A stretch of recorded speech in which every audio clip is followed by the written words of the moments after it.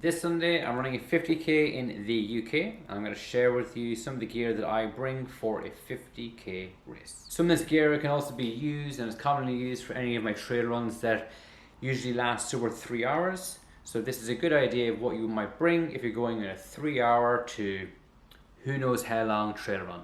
I'm going to share some of the clothing that we have, from shoes, socks, all the way up to what's going to go onto my back. I'm also going to share some of the nutrition, talk about some of the technology quickly, and everything else that is needed to take part in this event.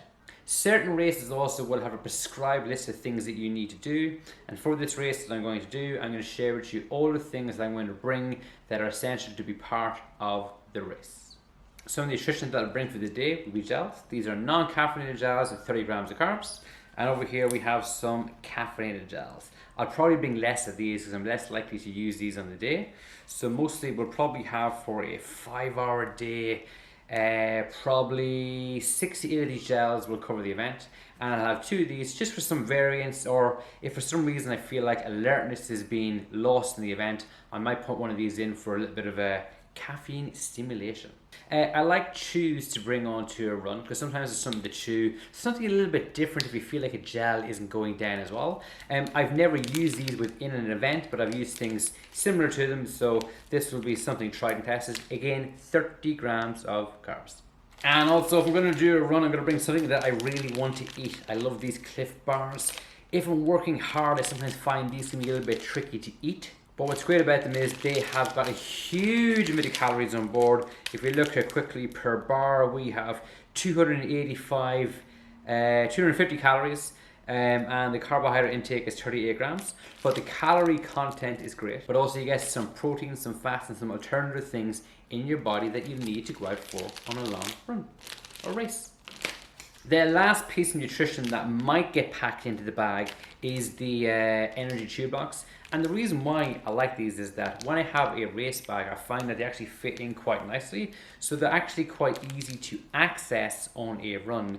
And actually just because of the shape is most likely why I like these. Again, they're another chew variation, great for intake, nice to actually just hold in your mouth and let them dissolve.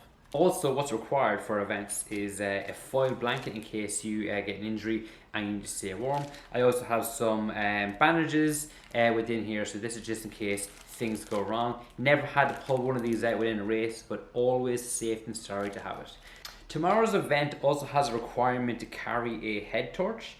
They have said that with the event that you are doing, if you're planning not to be at the course for more than 7 hours, you don't necessarily need this. I'm still going to bring this with me because in the end, you never know what's going to happen. And maybe perhaps on the day, something happens with the race gets delayed, it might start an hour or 2 hours later. Then you might say to yourself, well, I wish I brought this with me for my bag. Most likely at the course, I probably won't have this on me on the day because if I can lose weight, but if necessary to have it, it is always good to have this with you.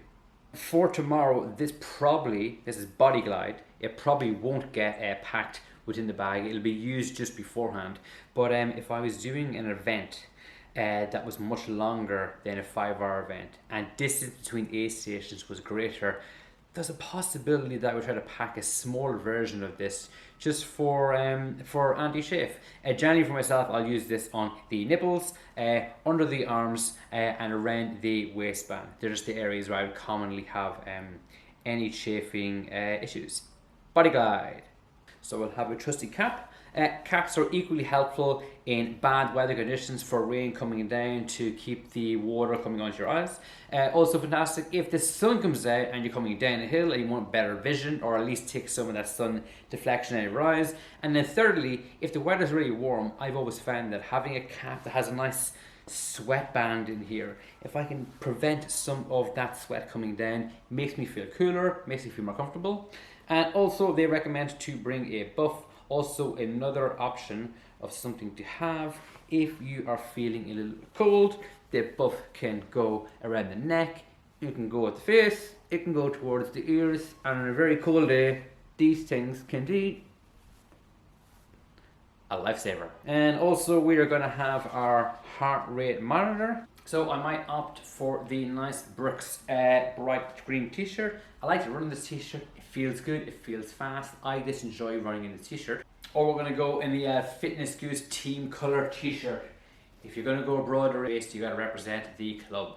And then for the shorts, I'm gonna go for the Brooks Source Line shorts. I don't think Brooks actually promote these as their trail shorts, but the reason why I like these shorts is that when I am going to run, I can pack additional foodstuffs down the side, my phone or other equipment, and I find sometimes it is just a little bit easier to have this stuff stored here than having it all on the backpack. And also we're going to have our long sleeve t-shirt.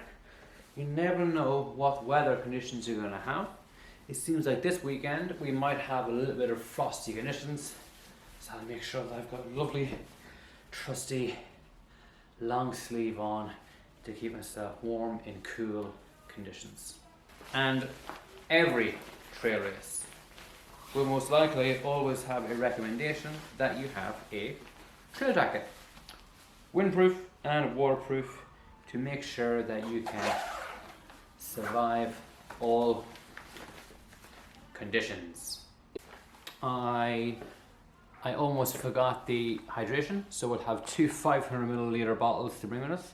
I usually try to go through the area aid stations with as much water as I have, so that I don't need to stop and delay myself. So hopefully this will save me stopping on the first aid station. All of this will also be packed into a trail bag. We need this here to carry all of our equipment. I try to have a bag as lightweight as possible, and the one that will have limited bounce. This here is a nicely tightly packed bag.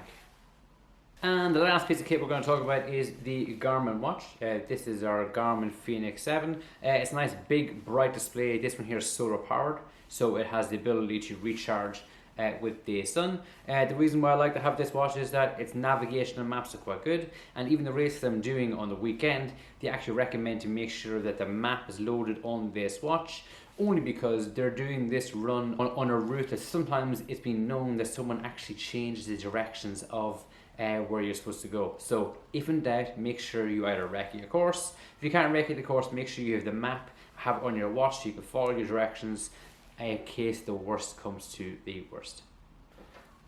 And here we have it. Here is the full kit for the day. So in our Brooks runners, our socks, we got our shorts on, we got our rain jacket on, we have our hat, we have our buff, and we are now ready to run a 50-kilometer race.